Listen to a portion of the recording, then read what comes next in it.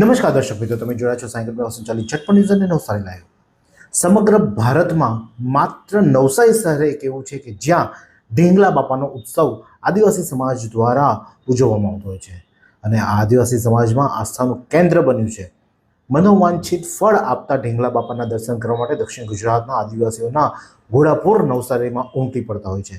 દક્ષિણ ગુજરાત માટે આશીર્વાદરૂપ થવા ઢીંગલા બાપાના ઉત્સવમાં 5 દિવસ પહેલા ઢીંગલાને નવા કપડાં પહેરાવી ટીપ ટોપ બનાવી દેવામાં આવતો હોય છે। અષાઢી અમાસના દિવસે ઢીંગલા બાપાને જાહેરમાં દર્શન માટે મૂકવામાં આવતો હોય છે।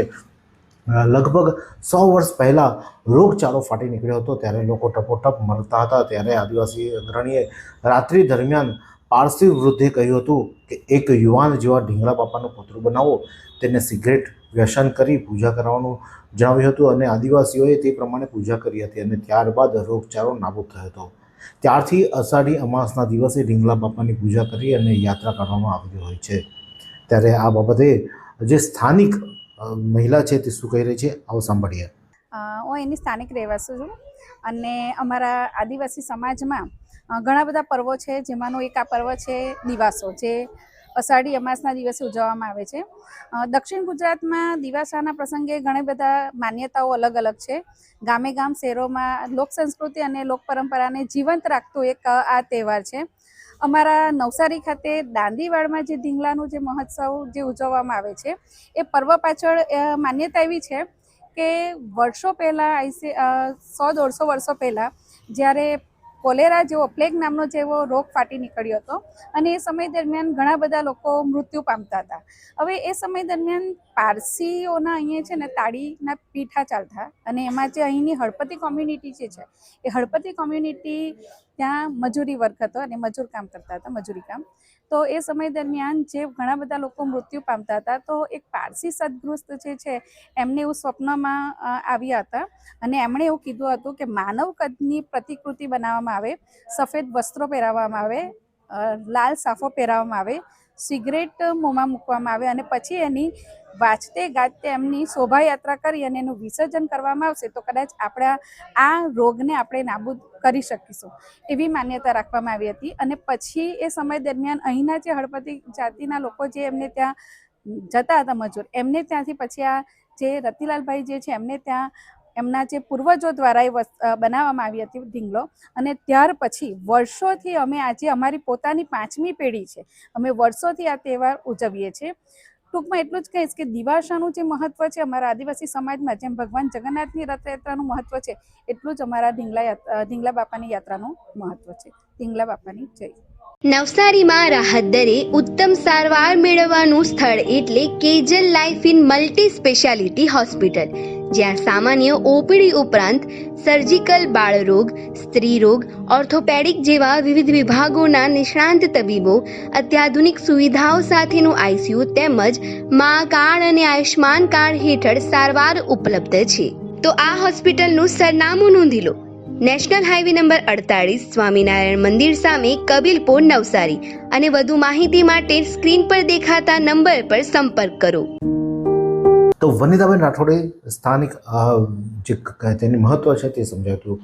ખાસ કરીને ઢીંગલા બાપાની પ્રતિમા બને છે ત્યારથી ઢીંગલા બાપાને સિગરેટ પીવડાવવામાં આવતી હોય છે અને તેનું મુખ્ય કારણ યુવાનોને વ્યસનથી દૂર રાખવાનો સંદેશ આપે છે। ઢીંગલા બાપાને વરરાજાની જેમ શણગારવામાં આવે છે, ફૂલહાર અને કલગીથી સજ્જ કરી પૂજા અર્ચના કરી બાપાને નગરચર્યા કાઢવામાં આવતી હોય છે અને આ ઢીંગલા બાપા પાસે જે કંઈ પણ માનતા માંગવામાં આવે તે પૂરી થાય છે અને જેને આદિવાસી સમાજ માટે આસ્થા અને મેળાવડો માણવાનો અવસર બની રહે છે। ત્યારે આ જે ઢીંગલા બાપાનો આજે તહેવાર છે તે ધામધૂમથી ઉજવાઈ રહ્યો છે।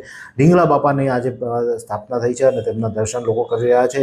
તેમને પોતાની માનતા જેની પૂરી થાય તે માનતાઓ પણ પોતે બાધાઓ પૂરી કરતા હોય છે। ત્યારે ઢીંગલા બાપાની નગરચર્યા કરી અને તેમનું વિસર્જન પૂર્ણા નદી ખાતે કરવામાં આવશે। આ પ્રસંગે નવસારી શહેરના અગ્રણીઓ એટલે કે નવસારીના ધારાસભ્ય રાકેશભાઈ દેસાઈ, અશોકભાઈ ધોરાજીયા, નવસારીના મેયર છે મુકેશભાઈ અગ્રવાલ, નવસારી મહાનગરપાલિકાના તેઓ ચેરમેન છે, તેમજ વિજયભાઈ ભટ્ટ, શહેર ભાજપ પ્રમુખ, ગણેશ સંગઠનના હોદ્દેદારો, સ્થાનિક કોર્પોરેટર એવા આસિફ બરડવાલા સહિતના મહાનુભાવો પણ આજે ત્યાં ઢીંગલા બાપાના દર્શન પણ કર્યા હતા અને તેમણે પણ ધન્યતા અનુભવી હતી। ત્યારે રાકેશ દેસાઈ, નવસારીના ધારાસભ્ય શું કહે છે, આવો સાંભળીએ। આજના પવિત્ર દિવાસાના દિવસે પરંપરાગત તહેવાર કે ઢીંગલા બાપાની શોભાયાત્રા હળપતિ આદિવાસી સમાજ દ્વારા દરેક વર્ષે આ તહેવાર ઉજવવામાં આવે છે.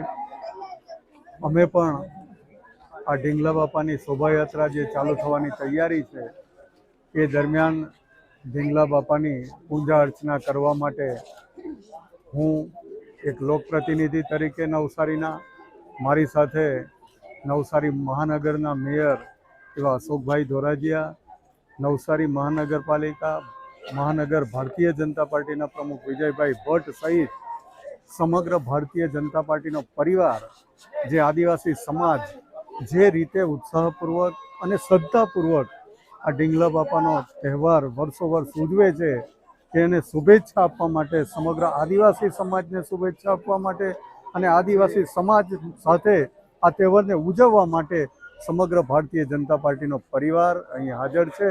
समग्र आदिवासी समाज ने आ त्यौहार निमित्ते હું શુભેચ્છા પ્રદાન કરું છું. फालूदा मिक्स की इतनी सारी वैरायटीज रिफ्रेश के पास है. अगर आपको भी चाहिए रिफ्रेश के फालूदा मिक्स की इतनी सारी वैरायटीज तो फिर सर्च करो, क्लिक करो, लाइफ को रिफ्रेश करो. દક્ષિણ ગુજરાતના આદિવાસી સમાજ ઢીંગલા બાપા વિશે ફર આપનાર માને છે અને તેમને સમગ્ર વર્ષ બાપાની આરાધના કરી તેમની મનની મુરાદો પૂરી કરવાને ભાવિકો અષાઢી અમાસના દિવસે જ્યારે બાપા આવે છે ત્યારે ભક્તજનો તેમને આવીને દર્શન કરે છે અને પોતાની માન્યતા પૂર્ણ કરે જે થઈ હોય તેને તેઓ ધન્યતા અનુભવે છે અને તેમના દર્શન કરીને તેઓ તેમનો આભાર પણ વ્યક્ત કરે છે. તેઓ નગરચર્યા કર્યા બાદ તેમને જ્યારે વિસર્જન કરવામાં આવતું હોય છે ત્યારે નાચતે ગાતે તેમની નગરચર્યા પણ આ નવસારીમાં યોજાતી હોય છે અને લોકો તેમાં મોટી સંખ્યામાં ભક્તો ઉમટી પડતા હોય છે. અને આજે પણ એ ઢીંગલા બાપાનો અવસર ધામધૂમથી નવસારી શહેરમાં ઉજવાઈ રહ્યો છે. ત્યારે ઢીંગલા બાપાના જે દર્શન કરીને તમે પણ ધન્યતા અનુભવો અને તમારી મનોકામના પૂર્ણ કરો તેવી આશા સાથે જોતા રહો સાંઈ કૃપા સંચાલિત ઝટપટ ન્યૂઝ અને નવસારી લાઈવ.